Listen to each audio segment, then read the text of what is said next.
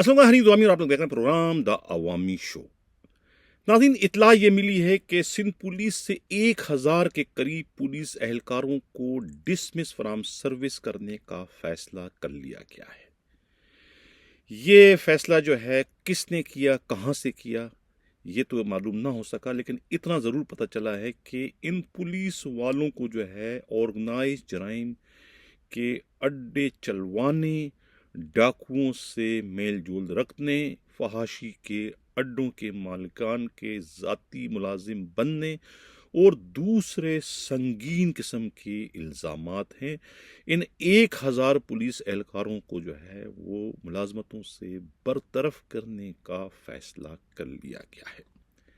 इस सिलसिले में कराची से हमारे नुमाइंदा खसूसी हमराज राही ने एक जो रिपोर्ट भिजवाई है, उनकी रिपोर्ट के मुताबिक सिंध के पुलिस के जो सरबराह हैं गुलाम नबी मेमन, यानी कि जुमेरात वाले रोज़ जो है वो हैदराबाद गए थे। हैदराबाद DIG ऑफिस में उन्होंने एक अहम तरीन इजलास की सदारत की। अब जो ख़बर उनकी जानिब से भिजवाई गई है हैदराबाद पुलिस की जानिब से, उस खबर के मुताबिक अब जो है IG सिंध गुलाम नबी मेमन के ज़ेर सदारत DIG हैदराबाद के ऑफिस में इजलास हुआ। इजलास का जो एजेंडा में जो है मंशियात गुटका मावा के जो हैंडलर्स की गिरफ्तारियों के प्रोग्रेस, जराइम की सूरत, पुलिस एक्शन, शोबा तफ्तीश की तंजीमों वगैरह, यानी कि जो पुलिस वाले जो है इसमें मुलविस हैं।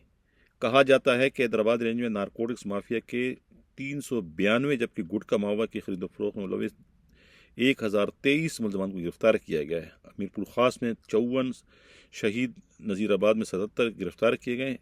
कुल तादाद जो है 281 और 695 रही।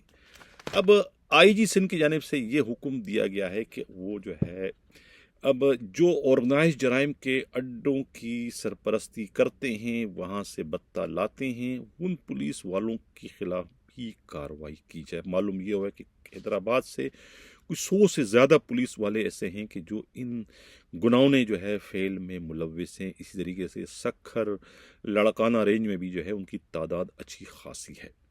अब सवाल ये पैदा होता है कि ये 1000 पुलिस वालों को जो है डिसमिस फ्राम सर्विस करने का फैसला किया गया है। पिछले दिनों जो है खुद SSP जो है उन्होंने जो है ये सम्मू ने जो है उन्होंने भी कुछ बहुत सारे पुलिस वालों को जो है, ये कश्मीर के जो SSP कुछ 23 पुलिस वालों को जो है उन्होंने डिसमिस फ्राम सर्विस किया था कि इनकी जो है वो इरफान सम्मू ने कि ये जो है डाकुओं से मेल जोल रखते हैं। अब सवाल ये कि अगर डाकुओं से मेल जोल रखने के शवाहिद उनके पास मौजूद हैं, फिर डिसमिस फ्राम सर्विस तो कोई सज़ा नहीं है। आप उन्हें जो है फिर आप उन्हें मुकदमात उनके खिलाफ दर्ज करें और उन्हें गिरफ्तार करें। ये कोई सज़ा नहीं है कि आप उनको ये इतनी मामूली सज़ा आप उसको दे रहे हैं। आप उनकी गिरफ्तारी अमल में लाएं। अब इस तरीके से जो गुटका मावा या ऑर्गेनाइज जराइम के अड्डों की सरपरस्ती या वहाँ से जो बीट लाने वालों को जो अभी डिसमिस करने जा रहे हैं, तो मैं इसमें तवज्जो चाहूँगा खुद काबिल एहतराम IG सिंध गुलाम नबी मेमन की कि भाई उनका कसूर क्या है। मैं कोई उनकी खुदा न खास्ता वकालत नहीं कर रहा हूँ। जुर्म उन्होंने गुनाह किया है, उन्हें सज़ा मिलनी चाहिए, लेकिन सवाल ये कि सज़ा सिर्फ बत्ता लाने वाले को क्यों, बत्ता खाने वाले को क्यों नहीं। भाई बत्ता अगर एक कांस्टेबल लाता है तो बत्ता कहीं इकट्ठा तो होता है ना। कांस्टेबल बत्ता लाता है एक ऑर्गेनाइज जराइम के अड्डे से, वो तकरीबन लाखों में होता है। उन लाखों में जो बत्ता आता है उसमें उन्हें मुश्किल से 2, 3, 4, 5 हज़ार मिलते हैं। बाकी लाखों रुपए कहाँ जाते हैं? ज़ाहिर है कि SHO के पास जाते हैं, DSP के पास जाते हैं, उसके डिस्ट्रिक्ट SSP के पास जाते हैं, जोनल DIG के पास भी जाते हैं। यानी कि अगर एक अड्डे से 10 लाख रुपए आ रहे हैं तो ज़ाहिर 10 लाख में से तो 2-3 हज़ार रुपया वो सिपाही लेता है जो कि लाने वाला है, जो बदनाम है, जो डिसमिस फ्राम सर्विस होने जा रहा है। वो 3,000 में उसको आप डिसमिस कर रहे हो, लेकिन जो 9 लाख रुपए बाकी लोग खा रहे हैं उनके खिलाफ कार्रवाई कौन करेगा? तो मैं इल्तिजा करूंगा काबिल एहतराम गुलाम नबी मेमन साहब के आप 1000 क्या, आप 1 लाख कांस्टेबलों को डिसमिस कर दें। आप 1-2 SHO क्या, आप 1000 SHOs को भी डिसमिस फ्राम सर्विस कर दें, कोई फर्क नहीं पड़ेगा। दूसरे भी यही काम करेंगे। अगर आप वाकई ये चाहते हैं कि ये ऑर्गेनाइज जराइम के अड्डे बंद हो जाएं, तो फिर इस नूरा कार्रवाई से ये अड्डे बंद नहीं होते। ये खाना पूरी आप करने चले हैं। आप इन हजारों कांस्टेबलों को और सैकड़ों एसएचओस को डिसमिस करने के बजाय आप एक डिस्ट्रिक्ट एसएसपी को डिसमिस कर दें तो ये जराइम के अड्डे किसी का बाप भी नहीं चला सकता है। मैं इंतहाई दावे के साथ ये बात आपसे कर रहा हूं कि किसी का बाप भी वो अड्डे नहीं चला सकता है अगर आप किसी डिस्ट्रिक्ट एसएसपी को सस्पेंड कर दें। आप सस्पेंड करना तो कुछ आप उन्हें ये भी नहीं कह सकते कि एसएसपी हैदराबाद साहब ये आपके इलाके में इतने अड्डे चलते हैं और आप इनसे माल खाते हैं। आपको मालूम है कि अगर आपने ये कह दिया कि आप माल खाते हैं तो फिर वहां से पलट कर ये आएगा कि सर आप भी तो माल खाते हैं फलानी जगह से। महज अपनी रुसवाई से खुद को बचाने के लिए आप उस डिस्ट्रिक्ट एसएसपी यानी पीएसपी अफसर पर जो है करप्शन का या ऑर्गेनाइज जराइम के अड्डे चलवाने का इल्जाम आप नहीं लगाते। आप लगाते भी उन पर जो कि बेचारे बेजबान हैं, जो सब कुछ जानने के बावजूद भी जो है गूंगे बने हुए, सब कुछ देखने के बावजूद भी अंधे बने हुए, सब कुछ सुनने के बावजूद भी बहरे बने हुए, कुछ नहीं कह सकते। उनको पता है कि कुछ कहा नहीं तो हमें डिसमिस तो कर ही देंगे, हमें गिरफ्तार करके जेल भी भिजवा देंगे। आप उनके खिलाफ कार्रवाई करते हैं, आप उन्हें रगड़ते हैं। सादत हुसैन मंटू ने जो बात कही थी अदलिया के बारे में कि हमारे यहाँ जो जजेस हैं अदलिया के, उनके पास कोई मुंहजोर किस्म का अगर फरियादी आ जाए ना, तो उस मुंहजोर फरियादी या मुंहजोर मुजरिम मुलजिम आ जाए तो उसको देखकर जो है वो खड़े होकर अपनी धोती जो है पीछे से उठा लेते हैं। और अगर कोई बेचारा लावारिस कमजोर किस्म का ये सिपाही या ऐसे आ जाए तो उसको देखकर जो है वो जज जो है खड़े होके अपनी धोती आगे से उठा लेते हैं। तो आप भी बिल्कुल वही सब कुछ कर रहे हैं। जो कांस्टेबल है बेचारा, जो गूंगे हैं, अंधे हैं, बहरे हैं, उस पर तो आपका जबर चल रहा है, उस पर उसके लिए तो आप फिरौन बन रहा है, उसके लिए तो आप चंगेज खान बन जाते हो। लेकिन जो असल कसूरवार हैं डिस्ट्रिक्ट एसएसपी जोनल डीआईजी, वहां आप बिगी बिली बन जाते हो। वहां पर जो है आप अपनी जो है धोती पीछे से उठा लेते हो। आपको पता है कि मैंने कुछ किया नहीं है तो मेरा बेड़ा गर्क कर देगा। ये तो इंसाफ नहीं है। अगर आप इंसाफ नहीं कर सकते तो खुदारा यकतरफा इंसाफ का ये सिलसिला, नाइंसाफी का सिलसिला बंद कर दे। मुझे मालूम है कि मेरी ये बातें आपको अच्छी नहीं लग रही, लेकिन मैं क्या करूं, आईना आपको दिखा रहा हूं, आईना दिखा रहा हूं। और आप आईना देखकर जो है अपने ही चेहरे को देखकर आपको अगर गुस्सा आ रहा है तो मैं क्या करूं। नसीब के प्रोग्राम के मैं अगले खबर की जाने बढ़ूं। जिन लोगों ने चैनल सब्सक्राइब चाहते हैं कि हक और सदाकत का सफर इसी तरह जारी से चैनल सब्सक्राइब भी करें, लाइक भी करें और शेयर भी करें।